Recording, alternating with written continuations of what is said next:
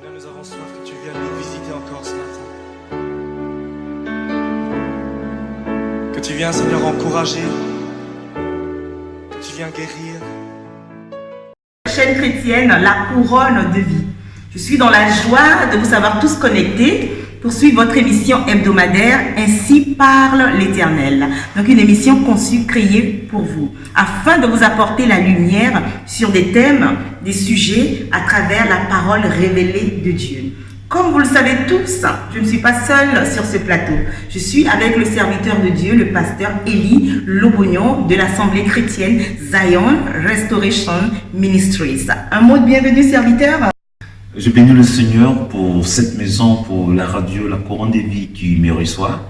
Et nous sommes là dans le cadre de la parole de Dieu afin que la lumière puisse jaillir des ténèbres et éclairer un peu les consciences qui hésitent sur certaines données, avec des claquements peut périr par manque de connaissances. C'est pourquoi nous sommes là, pour l'œuvre de Dieu. Donc ceux qui nous regardent depuis partout, le monde entier, l'Europe, l'Afrique, etc., soient bénis.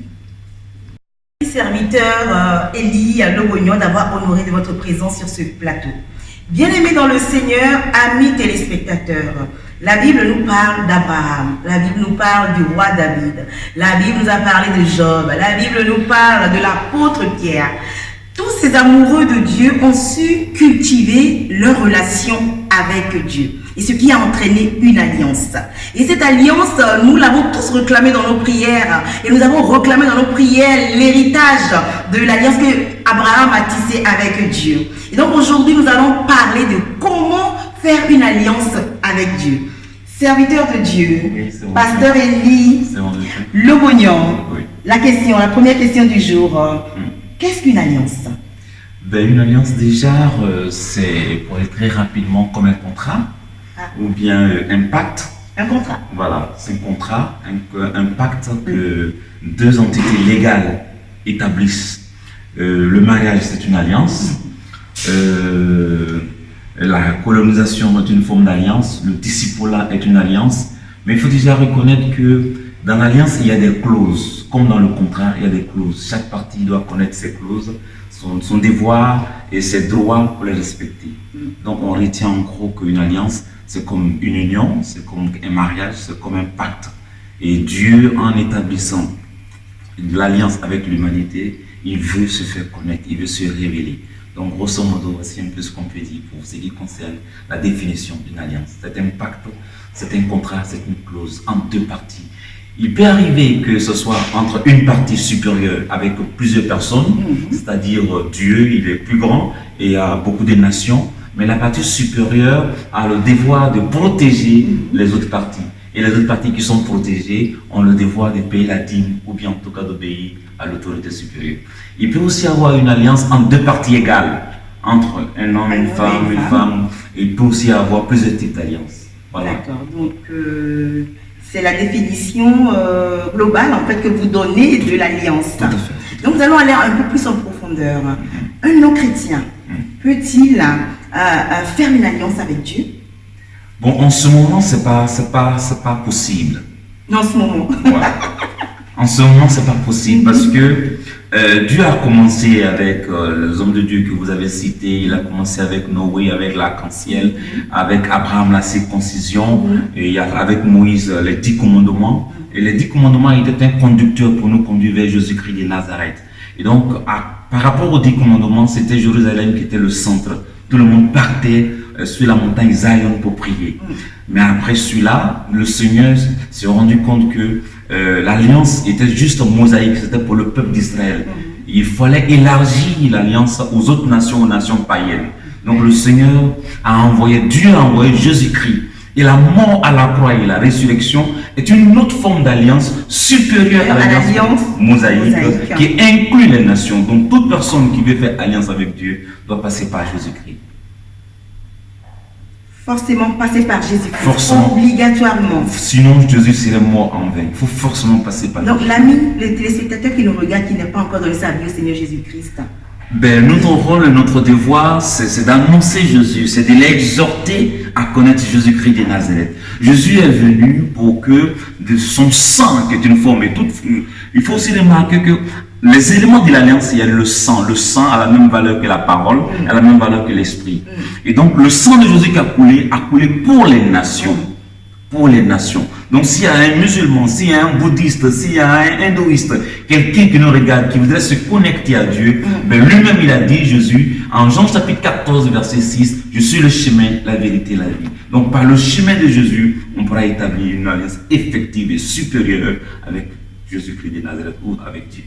Donc, le point de départ pour une alliance avec Dieu, c'est à travers le nom de Jésus. À travers le nom de Jésus, à travers la nouvelle naissance. On sort des traditions parce qu'il faut comprendre que la Bible déclare en Actes chapitre 17, à partir du verset 26 jusqu'à 30, que Dieu, sans tenir compte des temps d'ignorance, a permis que le peuple cherche en tâtonnant. Donc, des gens, des nations ont fait alliance déjà avec l'eau. C'est pourquoi les esprits des eaux, les maris des nuits fatiguent d'autres personnes. Ils ont fait alliance avec des montagnes.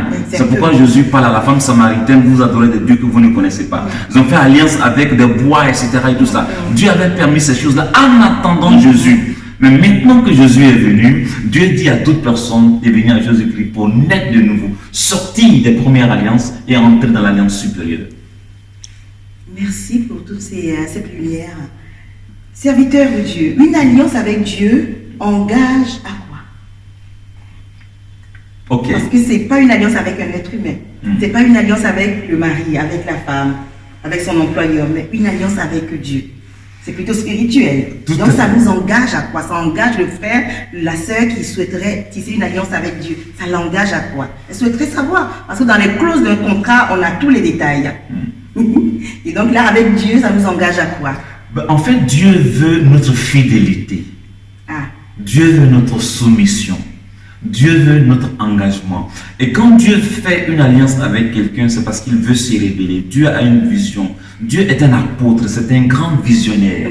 Il fait alliance avec une personne, il s'engage sa famille ou s'engage la personne. Ça dépend des clauses. Vous allez voir, soit dans un songe, dans une révélation, Dieu, il dit ce qu'il va faire, il donne ce qu'il va faire, les promesses qu'il vous donne. Et il vous dit en même temps ce qu'il attend de vous. Je n'ai pas le temps de parler de Jean-Baptiste. On a demandé à Jean-Baptiste qu'il ne va pas boire du vin, il ne va pas faire ceci. On a demandé à Samson, il ne va pas se coiffer. Voilà, il y a toujours des clauses. Mais il faut retenir que Dieu a une mission salvatrice, une mission de délivrance. Parce que le nom de Jésus, le nom de Dieu c'est Jésus, et Jésus veut libérer. Donc quand Dieu veut faire alliance avec quelqu'un, il veut libérer cette personne déjà d'un danger, d'une tradition, d'une culture païenne, et utiliser cette personne comme Joseph, ou comme un leader pour impacter sa génération, pour impacter sa famille. Donc, ça engage cette personne-là qui veut se lier à Dieu à être fidèle. Tout à fait. Ça demande la fidélité, la loyauté au Seigneur et le travail. Mais comment développer cela? Comment comprendre qu'il faut être loyal à Dieu? Ben déjà, il faut avoir une vie de prière. Parce que déjà, parler à Dieu, l'écouter, etc. La Bible déclare en Amos chapitre 3, verset 3, que deux personnes peuvent-ils aller ensemble s'ils ne se mettent pas d'accord. Donc, il faut déjà avoir une vie de prière, il faut déjà parler à Dieu. Et Dieu te parle. Et quand Dieu te parle, il te commissionne, il te donne une vision. Nous sommes tous déjà dans l'alliance du Seigneur Jésus-Christ de Nazareth en tant que serviteur. Mais il est clair que chaque serviteur a son alliance avec Dieu. Donc, parler à Dieu. Parler à Dieu comme on se parle. Tout à fait. Ou parler à Dieu à travers la prière ou à travers... déjà, parler parce que parler à Dieu, c'est un peu ambigu pour certaines personnes, parler à Dieu. Pour nous, c'est un être suprême et comment on peut lui parler? En même temps, on ne le voit pas. Oui, c'est vrai. Dieu, il est vent, il est esprit, comme le Seigneur a dit à la femme samaritaine. Mais déjà, parler à Dieu, on peut lui parler naturellement comme on le fait. Il entend. Il faut commencer par la méditation de la parole de Dieu. Il faut lire, la lettre est venue, le témoignage de Jésus-Christ de Nazareth est venu. Le témoignage de Jésus, ça s'appelle aussi la Sainte Doctrine. Et cette Sainte Doctrine a 12 fondements selon Apocalypse au chapitre 21, versets 12 à 16. Donc quand on lit la parole de Dieu, elle nous lave notre sang. Et le sang qu'on avait reçu de nos parents, ce sang-là est ôté, qui nous condamnait, est ôté et remplacé par le sang de Jésus-Christ. C'est pourquoi il est dit à ceux qui l'ont reçu, à ceux qui ont cru en elle, la parole a donné le pouvoir de devenir enfants de Dieu. Ils sont nés ni du sang, ni de la chair, ni de la volonté de l'homme, mais de Dieu. Donc il y a une puissance dans la parole de Dieu, car la parole de Dieu contient du sang de Jésus. Maintenant, en lisant, on entendait parler à Dieu. Parce qu'au moment où tu entends de lire, tu parles avec un esprit. Et en priant, on parle aussi avec le Seigneur. Donc voici un peu les deux formes de parler avec Dieu. Lire la parole de Dieu et prier dans le jeûne et la prière. Tout à l'heure, vous étiez en train de parler des alliances à travers la famille, des alliances tissées à travers des pratiques dans certaines familles. Donc l'alliance avec Dieu nous engage non seulement nous et la famille, ou ça n'engage que nous qui prenons la résolution de nous lier à Dieu. En fait, ça dépend de Dieu et de ce que Dieu veut faire avec le serviteur de Dieu. Mais généralement, Dieu est un Dieu de famille. Dieu est un Dieu de nous. Raison pour laquelle la Bible est une histoire de famille. Tout à fait. C'est un royaume, c'est une histoire de famille. Et quand on lit bien dans le livre de Nombre chapitre 25, on se rend compte que le peuple de Dieu est sorti de l'Égypte et ils sont venus dans le désert. Après le désert, ils partaient vers les nations, ils ont combattu avec certaines nations, ils avaient la victoire. Et le peuple de Moab a entendu parler de ce qu'Israël venait. Dans leur peur, ils sont allés appeler Baal pour le prophète, le voyant. Et il a dit, il faut plutôt faire une fête. Parce que ce peuple a une alliance avec Dieu. Il a une alliance mosaïque.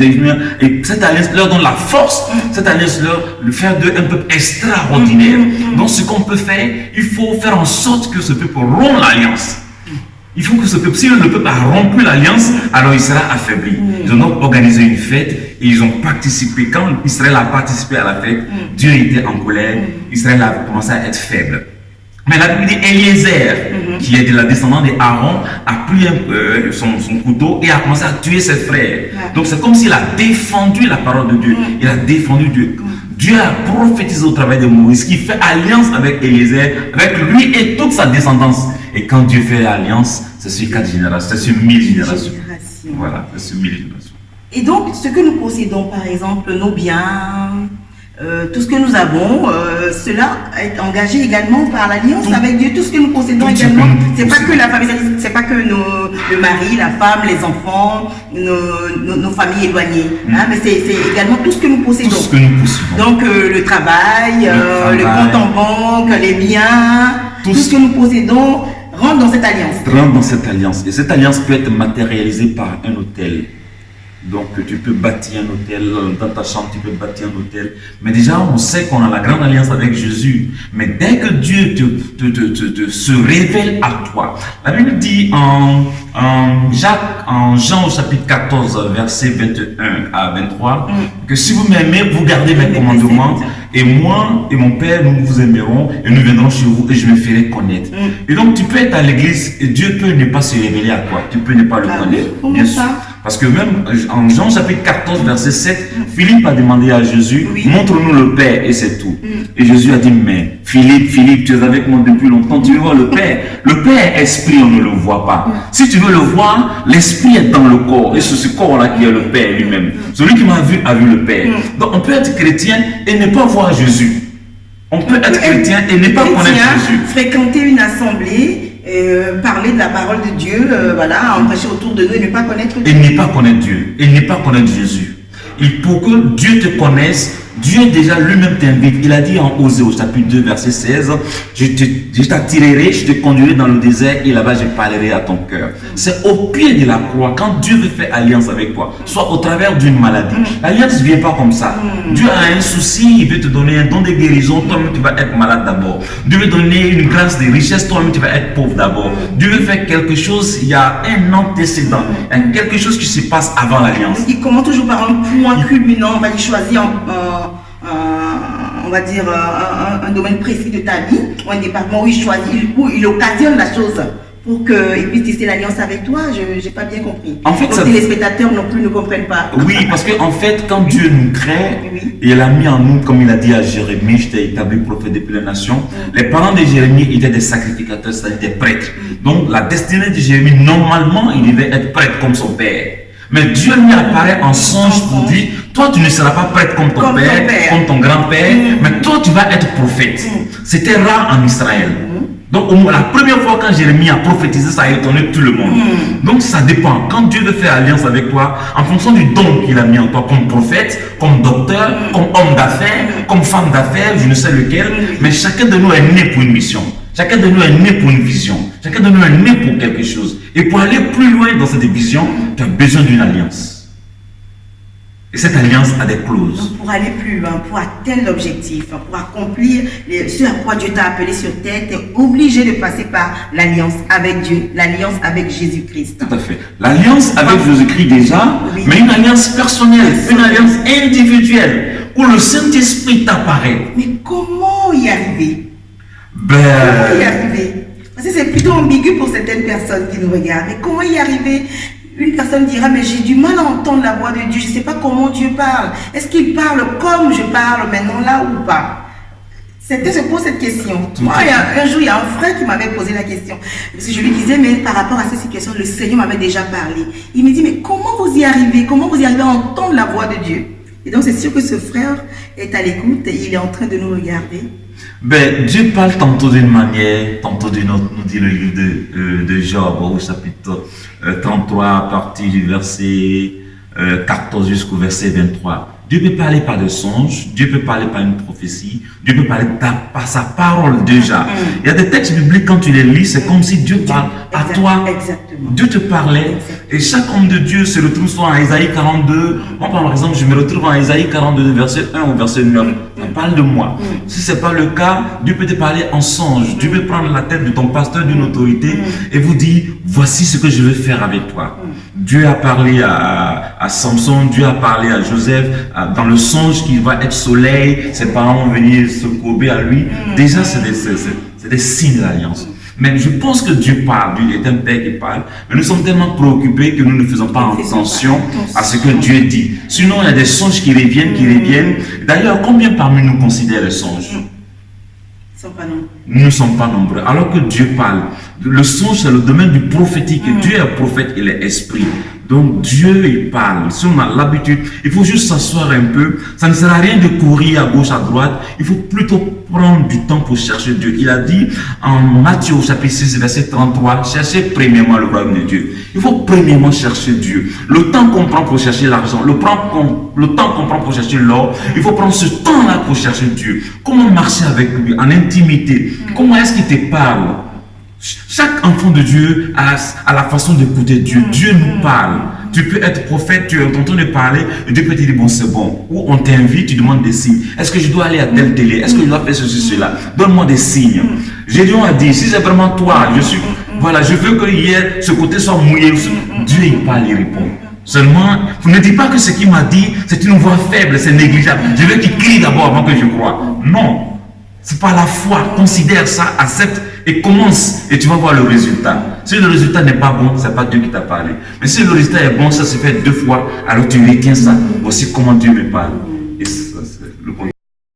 Serviteur de Dieu, Élie Lobognon, nos téléspectateurs et bien-aimés dans le Seigneur souhaiteraient savoir comment Dieu garde son alliance avec nous. En fait, l'alliance avec Dieu est très importante. Elle nous distingue, elle nous particularise. On peut être tous chrétiens, mais c'est l'alliance ou c'est l'autel de chacun qui crie pour lui-même. Donc, d'abord, l'alliance est cautionnée et gérée par Dieu. Un homme peut lui-même chercher Dieu, mais c'est Dieu qui gère l'alliance. Comment est-ce qu'il garde l'alliance? D'abord, c'est en Jésus-Christ. L'alliance, c'est comment on appelle ça? Dans l'union de Jésus, quand tu es sous le parapluie atomique, la Bible déclare en Proverbe au chapitre 18, à partir du verset 10, le nom de l'Éternel est une tour forte, le juste qui entre et se trouve en sécurité. Donc le nom de l'Éternel, c'est le nom de Jésus, c'est son alliance, c'est sa doctrine. Donc aussi longtemps que tu es en Christ, tu gardes l'alliance. Maintenant, l'alliance individuelle, parce qu'on peut être tous prophètes. Et moi, selon mon appel, avant d'aller plus loin, j'ai une alliance avec Dieu. Mais je dois respecter, par exemple, ça peut être de jeûner tous les lundis, ça peut être de faire ceci, de faire cela. Mais je dois me souvenir et être fidèle. Si je ne suis pas fidèle, alors moi-même, j'aurais rompu mon alliance. Dieu ne va pas être le premier à rompre, parce qu'il s'appelle fidèle. Mais c'est nous-mêmes, de par la légèreté, de par la désobéissance, de par la convoitise, nous sortons et nous désobéissons. Mais Dieu, dans son amour infini, revient toujours à nous. Oui, Dieu peut nous alerter de par le Saint-Esprit. Parce qu'en réalité, quand tu sors de l'alliance, c'est comme si tu es faible. C'est le cas par exemple de Tu sors Samson. de l'alliance à travers le péché. À travers le péché, à travers la désobéissance, c'est comme un manteau qui quitte sur toi. C'est comme une protection. Voilà, le protecteur n'est plus là. Tu ne bénéficies plus comment on appelle ça, de la joie, de la protection de cette personne. Donc tu es affaibli. Et l'Esprit de Dieu à l'intérieur de toi te dit, tu as fait ça, tu as fait ça. Tu as le temps de revenir si tu es appelé à être sauvé. Si tu te répands, tu reviens. Amen. C'est qu'il y a un téléspectateur qui me disait, qui m'a envoyé un message, qui me demandait, il dit qu'il a fait un songe et que dans le songe, il s'est retrouvé il était dans un train. Et dans le train, il a juste enlevé son manteau, et il l'a mis sur le siège. Et le temps de réaliser qu'il était arrivé à destination, il n'a pas eu le temps de prendre son manteau, il est sorti, le train est parti. Donc il me demandait de lui expliquer. Donc je profite de l'émission pour lui apporter la réponse à travers votre présence. Le Seigneur va nous faire grâce. Le train peut symboliser l'église où il est. Le train peut symboliser sa vie. Le train peut symboliser sa famille et tout. Donc il est dans le train, il est dans l'église. Le manteau, c'est le revêtement. Le manteau, c'est son ministère. Le manteau, c'est sa vie. Voilà. Parce que la Bible dit, par rapport au fils prodige qui est revenu, on a dit changer sa robe et donner-lui une autre robe. La robe qu'on lui donne, qui est un manteau, c'est une identité. Et lorsqu'on donne un manteau à Joseph, on lui donne une identité nouvelle. Une identité qui est individuelle, particulière à celle que les autres n'ont pas. Donc s'il a enlevé son manteau, son revêtement, c'est qu'il a perdu sa force, il a perdu son onction, il a perdu son revêtement. Par manque de prière, par la paresse, par quelque chose, il a oublié. Donc il est parti vite, mais quelque chose l'a quitté. Et là, qu'est-ce qu'il peut faire? Ben, la repentance, déjà demander pardon à Dieu et demander au Seigneur de lui faire la grâce de revenir. Et Dieu, en songe ou de quelque façon, par une prophétie d'une personne, va lui dire ce qu'il faut faire par la suite. Amen, alléluia. Serviteur, l'alliance avec Dieu nous autorise-t-elle à faire ce qu'on a envie de faire? Ben non, justement. Ce qui nous semble bon? Non, justement. La Bible dit en 1 Corinthiens au chapitre 14, à partir du verset 33, que Dieu est un Dieu d'ordre. Voilà. Dieu est un Dieu d'ordre, il a beaucoup de choses à gérer. Donc, la Bible déclare en Malachie au chapitre 1, verset 6, qu'il faut que le Fils honore le Père. Pour honorer notre Père, on ne va pas se mettre à faire ce que nous on veut. Vu qu'il est roi, en fait, le royaume arrive, il est géré par un roi. Devant un roi, on ne fait pas ce qu'on veut. Parce que le roi, le Seigneur, il a droit de vie et de mort. Et s'il a fait alliance avec nous, c'est par grâce. C'est par grâce. Donc on ne va pas montrer qu'on est mal poli et faire ce qu'on veut parce qu'on est dans la chair. Mais si on fait ce qu'on veut, c'est clair qu'on va en payer les frais. Très souvent, nos bien-aimés dans le Seigneur se disent, mais je suis dans le Seigneur. À cause de la grâce que nous avons en Jésus-Christ, oui, Dieu me pardonnera même mes péchés à venir. Donc je peux me permettre n'importe quoi. Qu'est-ce que vous voulez bien leur dire? D'abord, il faut comprendre un fait.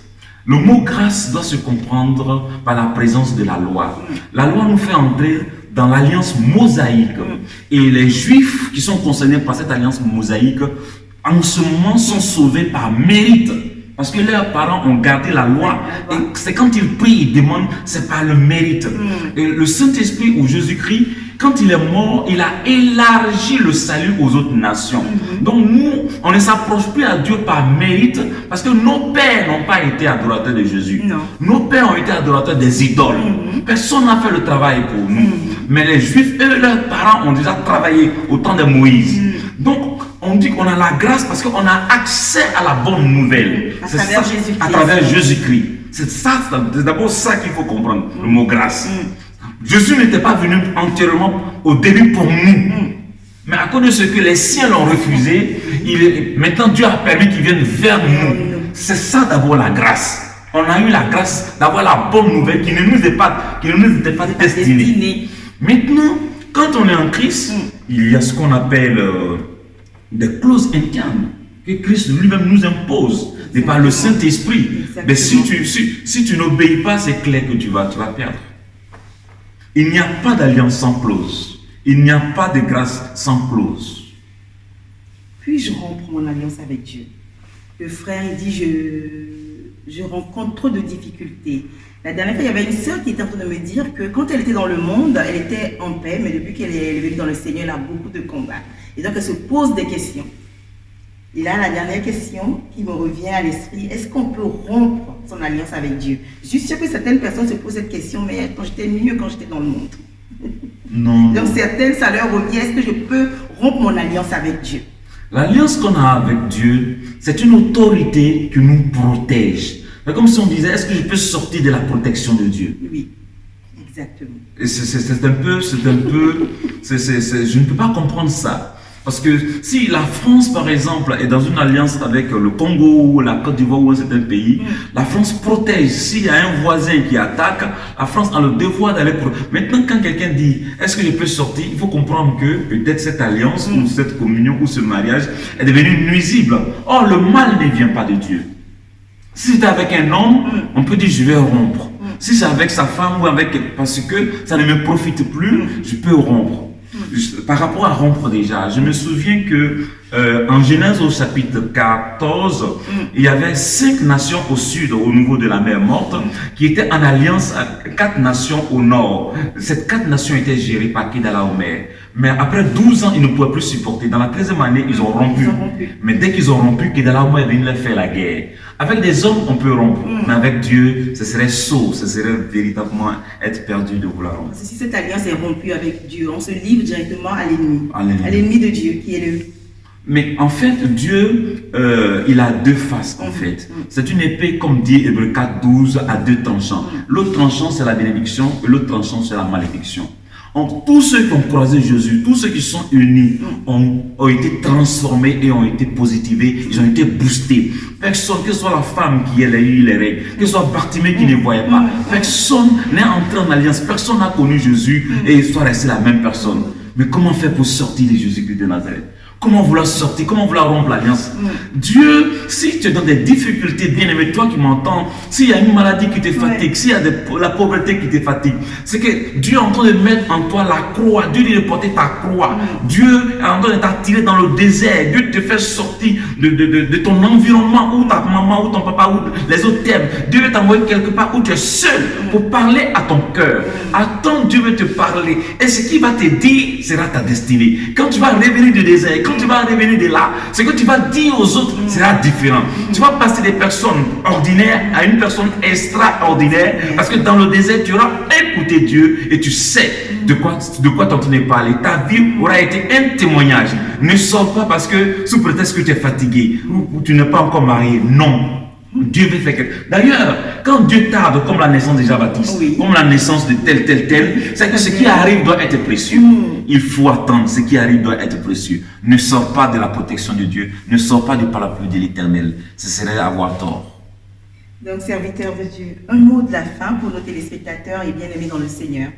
Nous bénissons déjà le Seigneur qui nous a fait la grâce de connaître Jésus-Christ de Nazareth. Sans Jésus, on serait perdu. Et maintenant, il faut déjà comprendre que chacun de nous est né pour quelque chose. Nous sommes nés pour un but, pour une destinée. Nous portons un rêve en nous. Et à chaque fois, par des songes ou par des prophéties, Dieu nous rappelle. Mais il y a certains qui sont en train de manger un bonbon qui ne veulent pas le laisser. Ils veulent déjà que Dieu transforme leur vie pour laisser ça. Quelque chose qui nous retarde et qui fait que nous vieillissons et qui nous empêche d'entrer dans la volonté de l'Éternel. La Bible dit, et j'ai fini par là, en Jérémie au chapitre 29, verset 11, je connais les projets que j'ai faits pour vous. C'est des projets de paix et non de malheur. C'est des projets afin que vous ayez une destinée. Dieu a quelque chose pour chacun d'entre nous. Quel que soit ce que tu traverses. Tu n'as pas besoin de naître d'une famille riche. Tu n'as pas besoin de naître d'une famille... là où tu es. David était derrière les moutons. Mais lorsque le temps a sonné, on est parti le chercher. Peu importe le lieu où tu es, peu importe la famille où tu es, peu importe le don que tu es. Ne cherche pas à copier. Mais Dieu te cherche. Cherche l'Éternel par la Bible, par la méditation. Cherche l'Éternel par la prière. Prends même 100 jours. Tant que tu n'as pas encore entendu le go de l'Éternel, ne t'engage pas. Quand tu auras entendu le go de l'Éternel, quand tu vas venir, tu vas rattraper tous les jours que tu penses avoir perdu. Dieu te regarde, que Dieu te bénisse. Amen, alléluia.